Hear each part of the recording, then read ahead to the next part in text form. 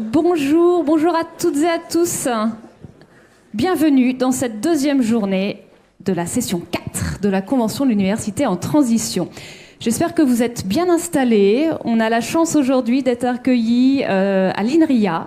Et donc, ce que je vous propose pour démarrer, avant de rentrer dans le programme, c'est un petit mot d'introduction de Patrick Gros, si ça veut bien marcher.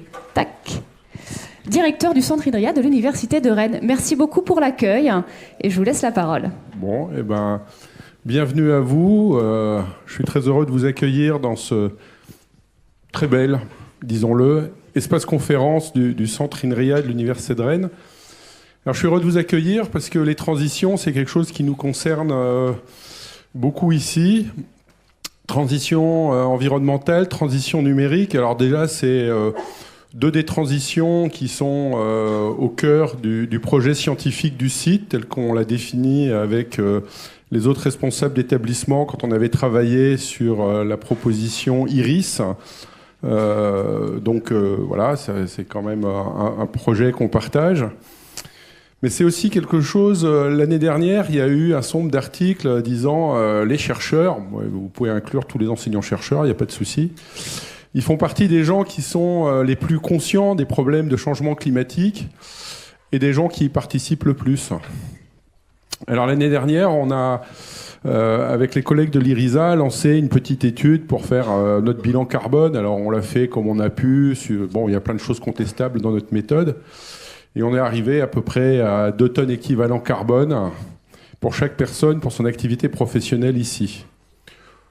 Bon, alors 2, ça doit être ce qu'on doit consommer pour la vie professionnelle et la vie personnelle. Nous, c'est juste pour la vie professionnelle. Donc ça fait beaucoup. Bon, après, le chercheur moyen du CNRS est plutôt à 6,7 et les astrophysiciens à 31. Donc on est plutôt dans les sciences qui se consomment un peu moins. On est dans les sciences qui consomment peut-être un peu moins dans notre activité de recherche, mais dans les objets sur lesquels on cherche, qui ont été à l'origine de beaucoup d'économies, d'optimisation. Si votre voiture consomme moins, c'est parce qu'elle est maintenant contrôlée de manière numérique. Si votre chauffage ne se chauffe pas toute la journée, c'est que vous avez un petit contrôleur numérique qui éteint le chauffage la nuit. Mais on a aussi inventé des choses parmi les plus catastrophiques qu'on connaisse. Les 2 dernières étant la blockchain, qui est juste une technologie, point de vue consommation énergétique, qui est complètement catastrophique. Et la dernière, c'est l'intelligence artificielle. Alors, c'est des technologies qui apportent beaucoup sur certaines choses, parce qu'on va faire des choses extraordinaires, la médecine va avancer, il y a plein de choses qui vont avancer. Mais c'est comme Internet. Internet, ça permet des choses formidables, mais 80% du trafic Internet, c'est pour regarder des vidéos sans intérêt. Et l'intelligence artificielle, je laisserai les étudiants témoigner de l'utilisation de l'intelligence artificielle. Je pense que principalement, ça sert à pallier notre paresse, le fait qu'on ne travaille plus soi-même papier-crayon et qu'on fait faire à la machine plein de choses qu'on aurait pu faire nous. Et les GAFAN sont à vouloir construire des centrales nucléaires juste pour alimenter les data centers qui vont faire tourner les algorithmes d'intelligence artificielle. Pour vous dire qu'à force d'être la solution, le numérique est aussi devenu un peu le problème en matière environnementale. Et forcément, en tant que centre de recherche dans le numérique, ça nous concerne au premier chef. D'autant qu'on est sur des technologies où l'effet rebond est particulièrement important. Et quand on dit on va faire une technologie d'intelligence artificielle qui consomme un peu moins, on est sûr que les gens l'utiliseront encore plus pour n'importe quoi et pas simplement pour des choses où il y en a vraiment besoin. Donc c'est vraiment des questions tout à fait importantes pour nous.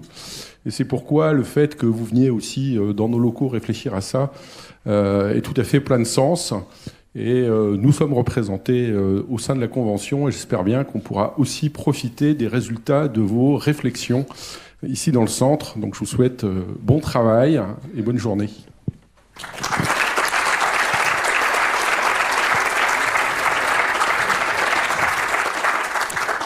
Merci beaucoup pour cette introduction et ces propos qui résonnent forcément particulièrement avec notre thématique de la session, compter ce qui compte, avec cette convention dont le fil rouge est un certain nombre de questionnements et nous allons continuer à nous questionner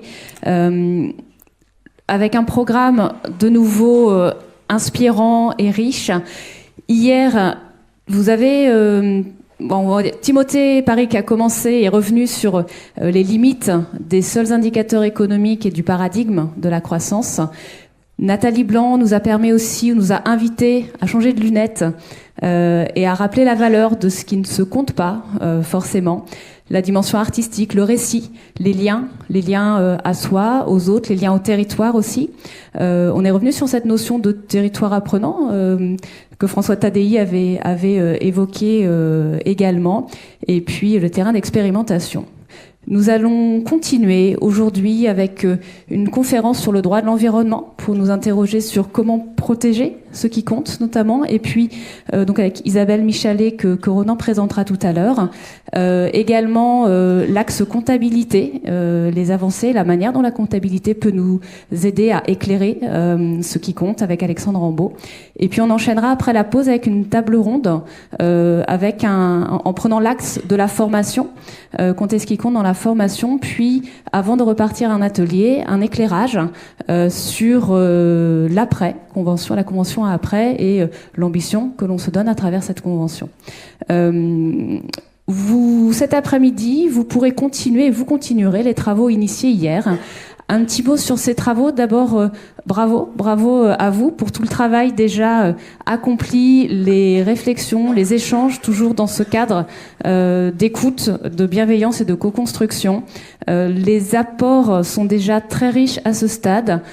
Vous n'êtes à ce stade aussi pas forcément tous complètement satisfaits des caps qui ont été rédigés, et c'est normal, et ce n'est pas un problème, ce n'est pas sec, on le sait. Vous aurez l'occasion de revenir dessus, de les ajuster, de les bonifier.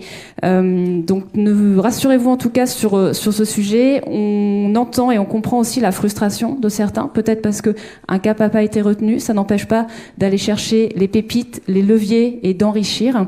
Ce qu'on va vous proposer sur l'après-midi à venir, c'est de continuer dans le processus vraiment d'opérationnalisation de ces leviers en travaillant sur des actions associées, et vous verrez que vous pourrez remonter sur le cap après. Donc on continue, on creuse et on va de plus en plus finement sur les actions, les mesures d'impact au service des leviers, et encore une fois, ces caps, vous pourrez revenir dessus et rééchanger. Vous aurez du temps cet après-midi, vous aurez aussi du temps en session 5 avec vraiment de la place donnée à cette co-construction et à ces ateliers.